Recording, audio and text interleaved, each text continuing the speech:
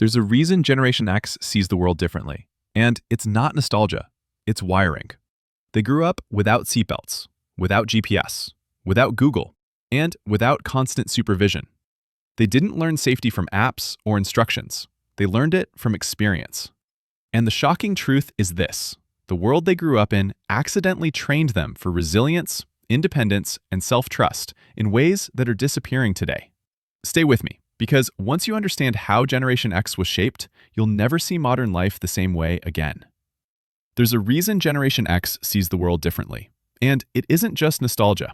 We've talked before about the mindset of people who grew up between 1960 and 1980, but today we're going deeper into how everyday experiences quietly rewired their brains. Let's start with something that would be illegal today. Imagine you're 6 years old, sitting on the front bench seat of your dad's car. No seatbelt, no booster. Just you, the vinyl seat sticking to your legs, the road stretching ahead. You control the radio, spinning the dial through static, hunting for the perfect song. Then your dad pats his lap. You slide over, climb up, and grab the steering wheel. Too big for your hands. He controls the pedals, you control the road. By today's standards, this looks reckless. But to you, it wasn't danger.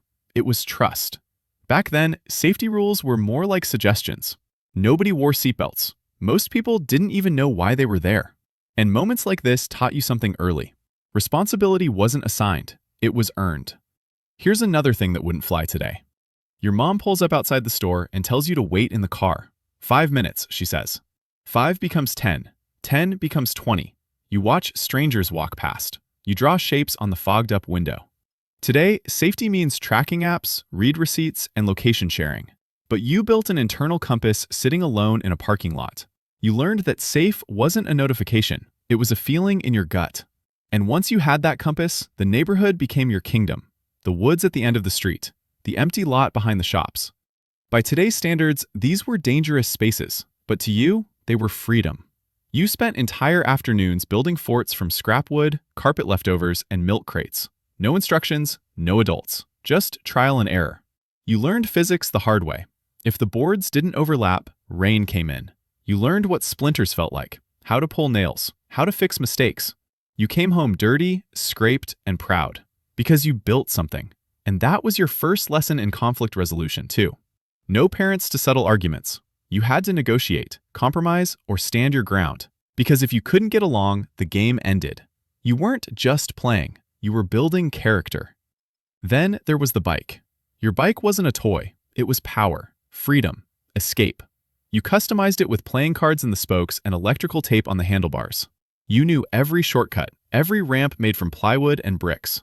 You didn't text your friends. You looked for the pile of bikes on a lawn. No GPS, no blue dot, just instinct. And when you crashed, and you did, you got up bleeding, limped home, and were told, "You're fine. Wash it off and go back outside."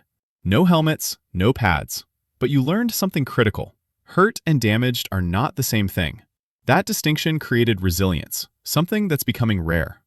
You grew up understanding machines too. Nothing was a black box. You could see gears, smell grease. When your bike chain slipped, you didn't replace the bike. You fixed it. By 10 years old, you weren't just a rider. You were a mechanic. You held the flashlight while your dad worked under the hood.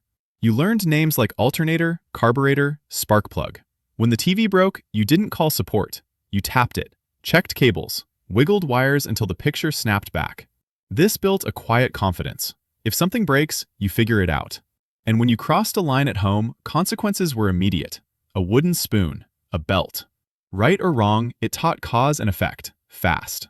But weekends? Weekends were freedom. Saturday mornings meant cartoons. If you missed them, you missed them. No replays, no streaming.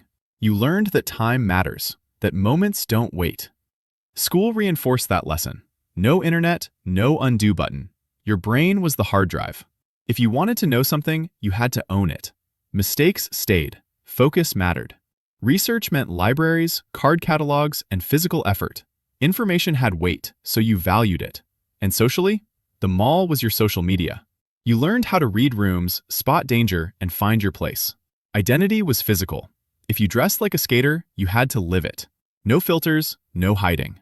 Then came work, paper routes,